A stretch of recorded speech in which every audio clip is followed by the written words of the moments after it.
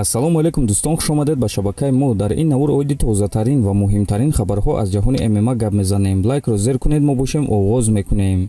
Тобови ҷангори вазни сабук UFC Рафаэл Физиев оиди муҳорибааш зидди Чарлз Оливейра фикрҳои худро баён кард. Биёд суханҳои ӯро гӯш мекунем.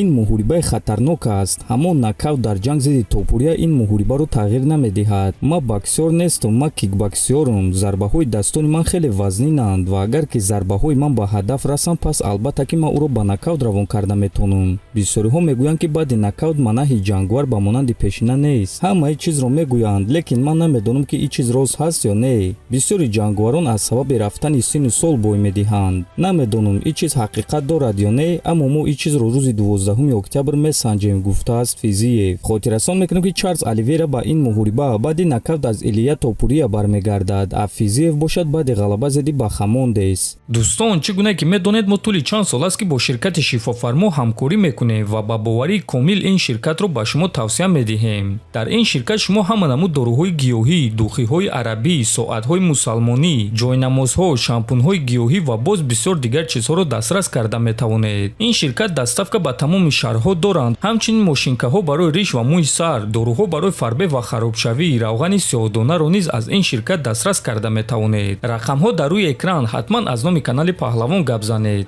чемпиони бебохти вазни сабуки Беллатор Усман Нурмагомедов оиди муҳориба зидди чемпиони бебохти вазни сабуки UFC Илия Топурия фикрҳои худро баён кард.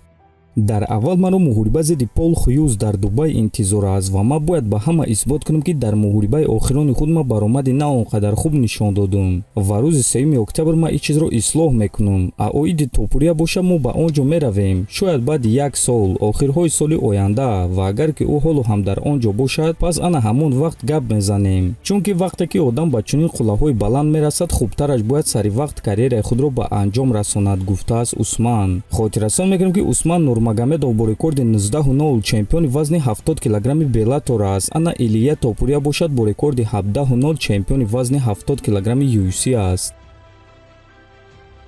чемпиони пешинаи вазни сабуки UFC Ҳабиб Нурмагомедов боварӣ дорад ки Арманд Сарукян чемпион Илия Топурияро ба осонӣ шикаст медиҳад. биёед суханҳои Нурмагомедовро гӯш мекунем.